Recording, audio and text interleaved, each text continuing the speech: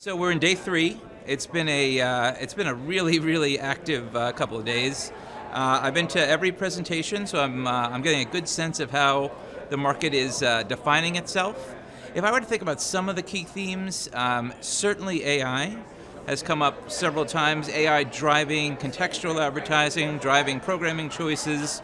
Shoppability is another thing that is kind of a recurring theme. I remember fondly, we've been talking about that for some time, the buying the Jennifer Aniston sweater for a long time, and I do think that we're getting closer and closer each year to making that reasonably seamless for consumers. There's a lot of talk around measurement, a lot of talk around currency. We're halfway through, so I think that those will probably prevail for the rest of the week, but it's been a exhausting and inspirational couple of days. How have the NewFronts evolved since their inception? So I've been doing this, as I think you have as well, for a long time. I've been in the digital space since '96. I think the NewFronts started in about 2008. Listen, we used to be the caboose. We used to be the end of the train, and now we're the locomotive. I mean, this week is chock full. We've got 20 presenters today alone. We had a full day yesterday and Monday. The size and scale of the NewFronts has increased dramatically. I was talking to somebody who's been in the business for a long time yesterday, and we're really pleased to see we're like the fathers of this business, or mothers and fathers of this business, and it's increased in every way. The number of presenters, type of presenters. It used to be primarily focused on content, so content is still the center of the plate, but now we have data and technology and ad tech and lots of other solutions as well. You mentioned today you've a ton of presenters here. What is today's event all about, and what kind of drove the thinking here? I mean, one of the benefits and drawbacks of being in my role is I get lots of feedback. There's lots of people who have opinions about how to make this a better, more productive week. One of the things that I have heard recurrent every year is how do we make it simpler and easier to digest more of the information in one place at one time.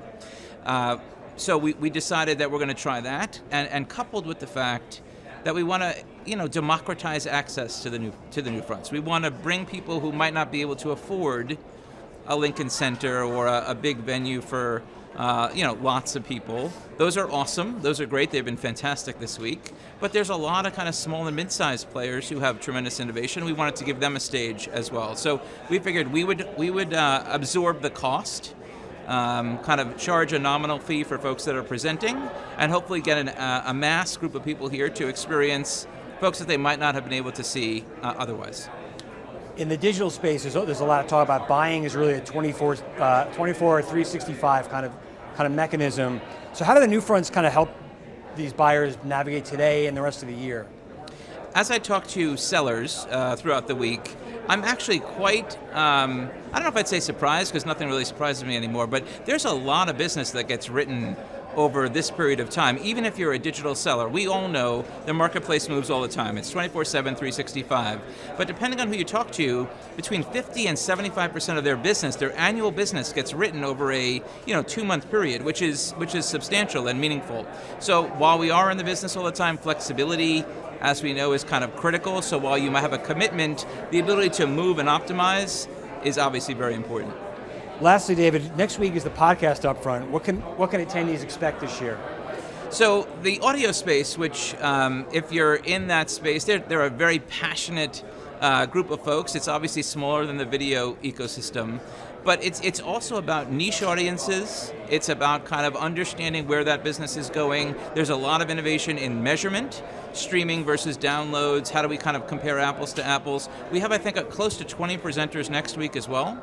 It's a big business. It's a $2 billion plus business now, going to be a $4 billion business over the next 2 years. So we want to give them an opportunity to kind of strut their stuff as well. So I look forward to that.